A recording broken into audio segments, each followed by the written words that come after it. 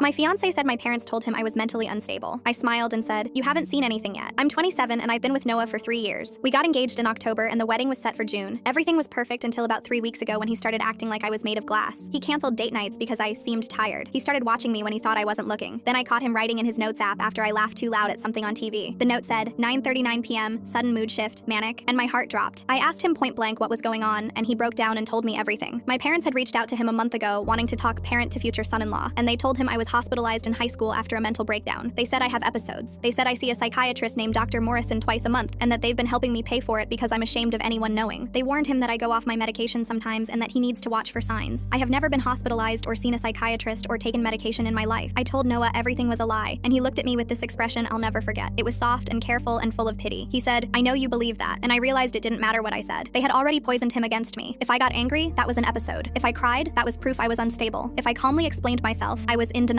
My parents had built a trap where anything I did confirmed their story. When I got back to my apartment that night, Noah called and said maybe we should postpone the wedding. Not cancel, just wait until I was in a better place. I asked to see every message my parents had sent him and he forwarded the whole thread. It went back 2 months, not one. My mom had been planting seeds since before we even announced the engagement. She told him about incidents from my childhood that never happened. My dad sent him a list of warning signs to watch for. The last message from my mom said, "We love her, but we couldn't live with ourselves if we didn't warn you. Please don't tell her we told you. She'll spiral." I read that message 4 times. Then I realized the only way to prove a lie is to make the liar tell it out loud. I told Noah I had a plan and I needed him to trust me one more time. He was skeptical, but he agreed. I told him to call my parents, sound panicked, and tell them something was wrong with me. Tell them I was scaring him, then invite them over and let them walk into exactly what they'd been warning him about. My parents were at our door within 40 minutes. Noah let them in looking pale and shaky, and my mom immediately hugged him and said they knew this day would come. My dad squeezed his shoulder and said he did the right thing calling them. They walked into the living room and found me already there, pacing by the window and muttering about how everyone was lying and nobody would tell me the truth. My mom put on this look of gentle concern and approached me slowly. She said, "Honey, it's okay. We're here. You're safe." And I wheeled around on her with wide eyes and said, "Call Dr. Morrison." She froze. My dad froze. Noah watched from the doorway. I said it again louder. "Call Dr. Morrison right now. You told Noah I see her twice a month. You've been helping pay for it. So call her. I want her here." My mom's mouth opened and closed. "Sweetheart, you're confused. Let's just sit down and calm down." I held my phone toward her. "What's her number, Mom? What hospital was I in? What month? What medication am I on?" She couldn't answer. She looked at my dad and he looked at the floor. I kept pushing. "You've been texting Noah for 2 months about my episodes. So describe one. Tell him when the last one happened. Tell him what I did." My mom started to cry and said, "We were just worried about you," and I dropped the act completely. I stood up straight and looked at Noah. "Ask them anything. Watch them make it up." Noah looked at my parents. "What hospital?" My dad stammered something about it being a long time ago. "What medication is she on?" My mom said she couldn't remember the name. Noah's face changed completely. "You've been texting me for 2 months about her condition, and you can't tell me a single real detail." My mom reached for me with shaking hands, saying, "You've always been so sensitive. We just wanted him to be prepared." And Noah stepped between us. "Get out of our house and don't ever contact either of us again." They left without another word. Noah wrapped his arms around me and apologized over and over for believing them. We're still getting married in June. My parents won't be there to see it.